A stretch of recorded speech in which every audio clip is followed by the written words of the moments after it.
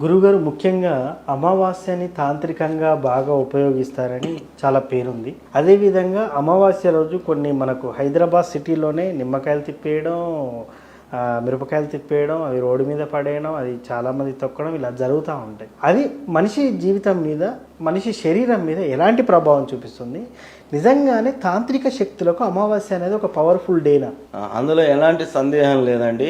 మన సనాతన ధర్మంలో ఎన్నో రకాలైనటువంటి పూజా పద్ధతులు, ఆచారాలు అనేటటువంటివి ఉన్నాయి. మనకు ఆ యొక్క వామాచారం అనేటటువంటిది ఉన్నది, తాంత్రిక విద్య ఉన్నది.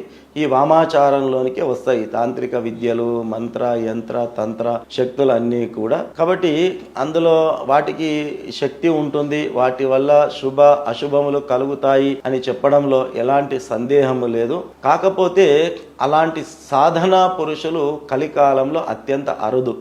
కేవలం వాటి పేరిట వేషాలు వేసుకొని ఎదుట ఉన్నటువంటి జనాల యొక్క బలహీనతలను ఎన్కాష్ చేసుకొని వాళ్లను తప్పు మార్గంలో పట్టించడము, వాళ్ళ బలహీనతలను ఎన్కాష్ చేసుకోవడానికి మాత్రమే అత్యధికులు దీన్ని ప్రయోగం చేస్తూ ఉన్నారు.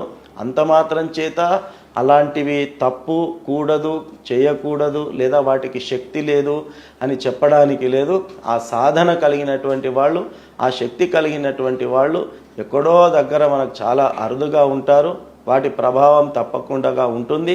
ఇప్పుడు మీరు చెప్పిన రీతిగా నిమ్మకాయ, టెంకాయ, మిరపకాయలు, ఉప్పు, ఇవన్నీ గుమ్మడికాయలు, ఇవన్నీ ఏవైతే ఉన్నాయో వీటి యొక్క ప్రభావము తప్పకుండా ఉంటుంది.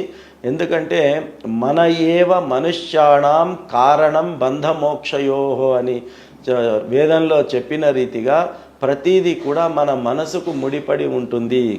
మనకు సైన్స్ కూడా చెబుతుంది. ఏమని చెబుతుంది? సంతోషంగా ఉన్నప్పుడు శరీరంలో ఒక రకమైనటువంటి ఎంజైమ్స్ ఉత్పత్తి అవుతాయని, బాధగా ఉన్నప్పుడు శరీరంలో ఒక రకమైనటువంటి ఎంజైమ్స్ ఉత్పత్తి అవుతాయని, ఆ ఎంజైమ్స్ ఉత్పత్తి కావడానికి మానసిక స్థితి కారణమవుతుంది. దీని సైన్స్ కూడా మనకు ధృవీకరిస్తుంది.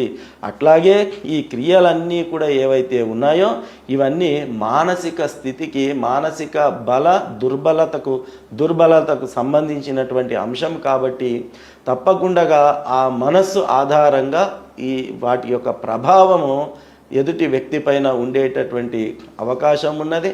అంత మాత్రం చేత అవేవో మనకు కీడు చేస్తాయి, హాని చేస్తాయి అనేటటువంటి భయాందోళనకు గురి కావాల్సిన అవసరం లేదు. మామూలుగా దారి వెంబడి వెళుతూ ఉన్నప్పుడు ఏదో అశుద్ధమైనటువంటిది కనిపించింది అనుకోండి, కాళ్ళు కడుక్కుంటామా లేదా ఇంటికి వెళ్ళి మనము? అట్లాగే ఇది ఒక పదార్థం అనుకొని అటువంటివి దాటినప్పుడు ఇంట్లో కాళ్ళు చేతులు కడుక్కొని శుచిత్వంగా ఇంట్లోకి వెళ్ళడం అనేటటువంటిది మనకు అనాచారంగా వస్తూ ఉన్నటువంటిది. శుచి శుభ్రతలో ఒక భాగం అది. కాబట్టి ఆ యొక్క తాంత్రిక విద్యలు, మంత్ర విద్యలు ఇవన్నీ కూడా ఉన్నాయి.